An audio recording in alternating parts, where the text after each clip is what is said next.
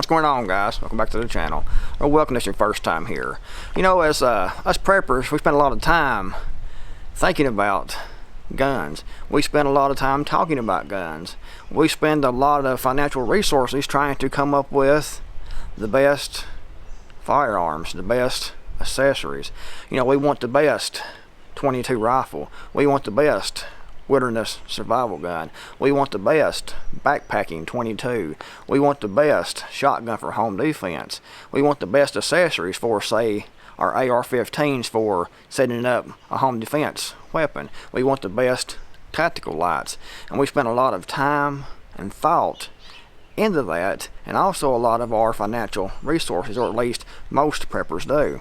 However, we put all the effort into firearms and we overlook a lot of other tools that could increase our chances of survival and increase our effectiveness when it comes to foraging for wild game or even limited self-defense. You know, the best self-defense weapon or offensive weapon is firearms. However, you know, other things can be used to, for example, get a hold of a firearm if you don't have one. Say, for example, you know, you can use another type of weapon to, you know what I'm trying to say here. I don't want to say it on YouTube, but you can use something like a compound bow, which we'll talk about here in a minute, to get a hold of a firearm in certain situations if you don't already have one. But mainly, these are great for foraging for wild game.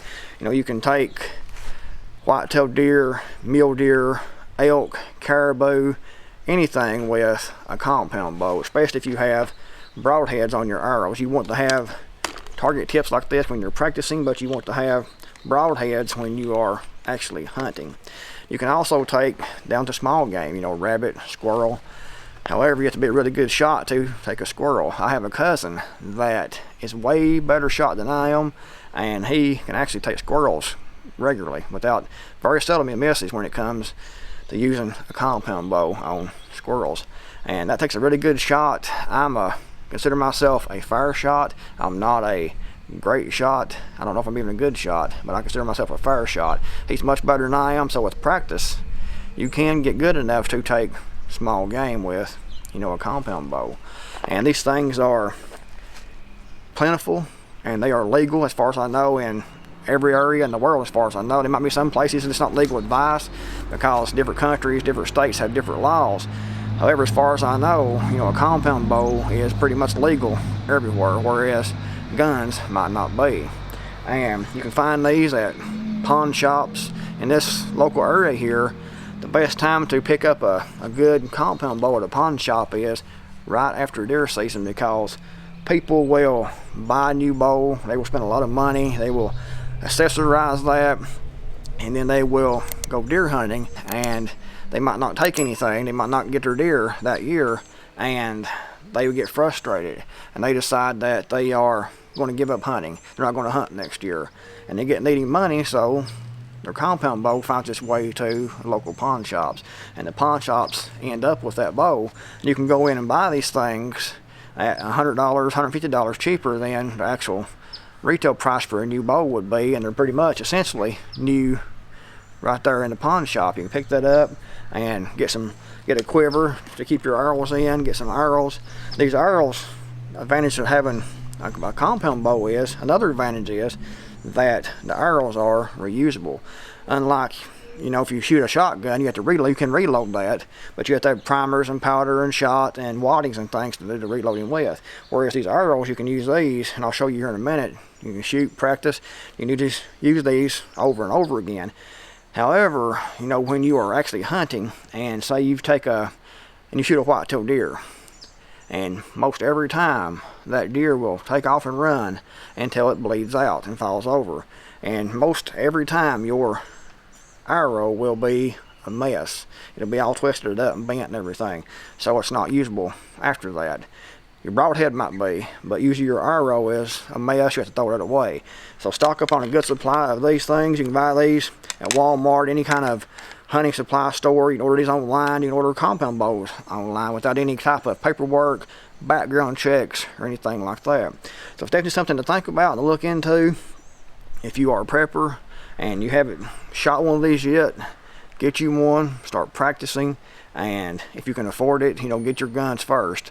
However, if you can afford to, and you run up on one of these, say at a pawn shop or something like that, it's definitely worth looking into and considering to add a compound bow to your survival supplies. You might like, you know, a crossbow or something like that. Personally, I prefer a compound bow like this. You can also actually, if you have a good wood shop set up and have the tools to do it, I mean, you can make your own bows, your own recurve bows and things. But personally, I prefer just to go ahead and buy a compound bow and use that. We will shoot this thing here in a minute and we'll see how well it does. I've not actually shot this in probably about 7 or 8 months, so I will be a little green most likely, but we will see how well that I do with this thing. Okay, guys?